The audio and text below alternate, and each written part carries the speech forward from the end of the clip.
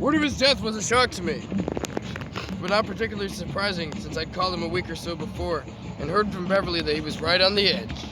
More than anything else, it came as a harsh confirmation of the ethic that Lionel had always lived, but never talked about. The dead-end loneliness of a man who makes his own rules. Like his Basque anarchist father in Chicago, he died without making much of a dent. I don't know where he's buried, but what the hell? The important thing is where he lived. Now what? While the new wave flowered, Lenny Bruce was hounded to death by the cops for obscenity. 30,000 people, according to Paul Krasner, are serving time in jails of this vast democracy on marijuana charges. And the world we have to live in is controlled by a stupid thug from Texas. A vicious liar with the ugliest family in Christendom. Mean Okies feeling honored by the cheap indulgence of a George Hamilton. A stinking animal ridiculed even in Hollywood. In California, the most progressive state, elects a governor straight out of a George Gross painting. A physical freak in every sense of the word except California politics. Ronnie Reagan, the white hope of the West. Jesus, no wonder Lionel had a stroke.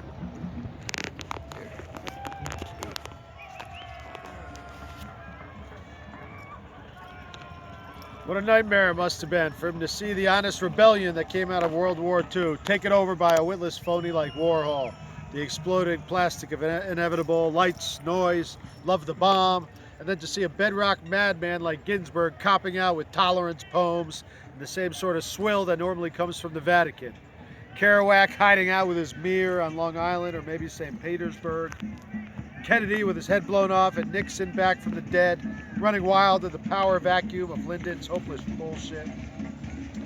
And of course Reagan, the new dean of Berkeley. Progress marches on, courtesy as always of General Electric, with sporadic assists from Ford, GM, AT&T, Lockheed, and Hoover's FBI.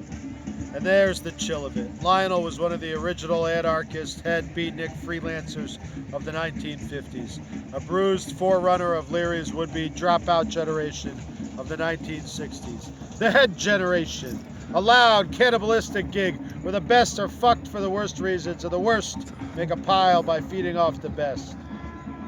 Promoters, hustlers, narcs, conmen, all selling the news scene to Time magazine and the Elks Club. The handlers get rich while the animals either get busted or screwed to the floor with bad contracts. Who's making money off the Blues Project? Is it Verve, a division of MGM, or the 5 ignorant bastards who thought they were getting a break when Verve said they'd make them a record? And who the fuck is Tom Wilson, the producer, whose name rides so high on the record jacket? By any other name, he's a vicious 10%er who sold Army surplus commodities in the late 1940s, special guaranteed used cars in the 1950s, and 29-cent thumbprints of John Kennedy in the 60s, until he figured out that the really big money was in Dropout Revolution. Ride the big wave, folk rock, pot cymbals, long hair, and $2.50 minimum at the door. Lights, shows, Tim Leary, Warhol, now! To Thompson. To Thompson. Keep it gonzo. Keep it trippy. Trip offing. And read the word of the good doctor. Raoul Duke. Dr. Gonzo. I'm a doctor of journalism.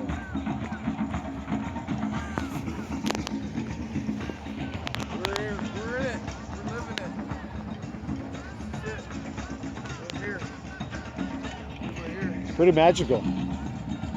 It's just like when they freaked out of the water with the flag.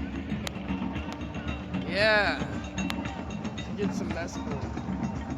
Ty says he knows a guy who grows it in his yard, like actually. Oh yeah, he said he saw some peyote.